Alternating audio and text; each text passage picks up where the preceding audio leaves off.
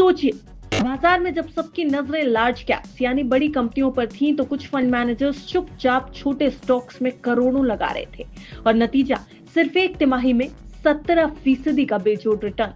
क्या आपने वो मौका गंवा दिया या अगला मौका पकड़ने के लिए आप बिल्कुल तैयार हैं?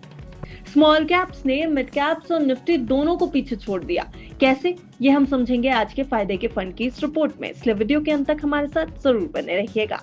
जून 2025 की तिमाही में स्मॉल कैप फंड्स में 4000 करोड़ रुपए से ज्यादा की कमाई आई।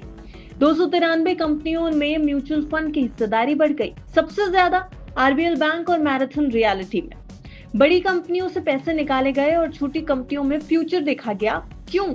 क्योंकि वहां दिख रही थी ग्रोथ, सस्ते वैल्यूएशन और तेजी से सुधरती अर्निंग्स।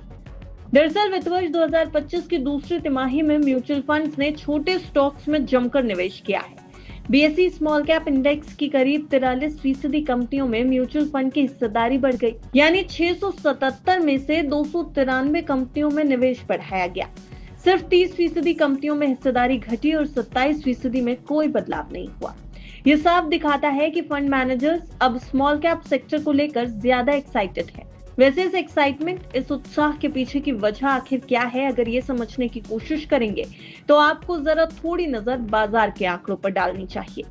जून तिमाही में स्मॉल कैप इंडेक्स 17% चढ़ा, जबकि मिड कैप 14% और निफ्टी 50 महज 8.7%।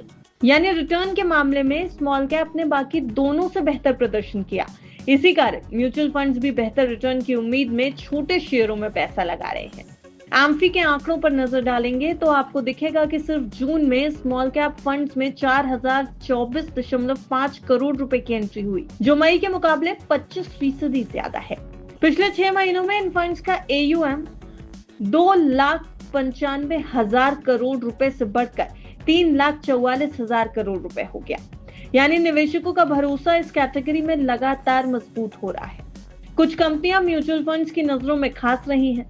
आरबीएल बैंक की बात करें तो हिस्सेदारी 15.27% से बढ़कर 29.19% हो गई इस स्टॉक में म्यूचुअल फंड्स की। वहीं मैराथन नेक्स्ट जेन रियलिटी में म्यूचुअल फंड्स ने 2.42% से बढ़ाकर अपनी हिस्सेदारी 11.89% कर दी। ये आंकड़े दिखा रहे हैं कि म्यूचुअल फंड्स अब ऐसे स्टॉक्स में पैसा लगा रहे हैं जहां ग्रोथ की संभावनाएं ज्यादा है। वैसे फिजडम के रिसर्च हेड निर्वा करकड़ा की माने तो स्मॉल कैप्स में 3 वजहों से म्यूचुअल फंड्स का इंटरेस्ट बढ़ा है।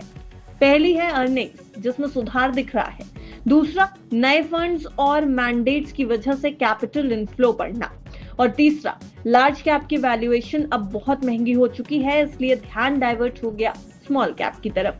अब आते हैं क्वांटम AMC के फंड मैनेजर ट्रिस्टी मिथाई के ऊपर, जिनका कहना है कि वैल्यूएशन अभी भी कुछ जगह हाई है, इसलिए उनका फंड फाइनेंशियल, IT, केमिकल्स और ऑटो एंसिलरीज जैसे सेलेक्टेड सेक्टर्स में ही निवेश कर रहा है। जबकि स्मॉल कैप में निवेश बढ़ा है, वहीं म्यूचुअल फंड्स ने निफ्टी 50 के 74% स्टॉक्स और मिड कैप के 63% स्टॉक्स में अपनी हिस्सेदारी घटा दी है। यानी अब साफ है, फोकस शिफ्ट हो रहा है। स्मॉल कैप में अपार संभावनाएं हैं, लेकिन साथ ही साथ आपको याद दिलाएं कि यहाँ जोखिम भी है। म्यूचुअल फंड्स का मूवमेंट यह दिखाता है कि ग्रोथ के नए मौके यही हैं, लेकिन बिना रिसर्च के निवेश करना परेशानी में डाल सकता है। इसलिए एक्सपर्ट्स की सलाह निवेशकों को यही है कि सही फंड चुनें, SIP करें, लॉन्ग टर्म का नजरिया रखें, क्योंकि फायदा वहीं मिलेगा जहां नजर दूर तक जाती है। तो फिलहाल एक्सपर्ट्स का कहना यही है कि अपने रिस्क प्रोफाइल को ध्यान में रख के छोटा निवेश करें। लमसम की जगह SIP फायदेमंद होगी और लॉन्ग टर्म में ही बनेगी बड़ी वेल्थ और मिलेगा कंपाउंडिंग का फायदा। वैसे हमने भी आपके सामने ये रिपोर्ट महज जानकारी के तौर पर रखी है। पुस्तक की आपको सलाह है कि बाजार में कहीं भी निवेश करने से पहले या किसी भी म्यूचुअल फंड में निवेश से पहले अपने फाइनेंशियल एडवाइजर की राय जरूर ले लें। ब्यूरो रिपोर्ट, पुस्तक।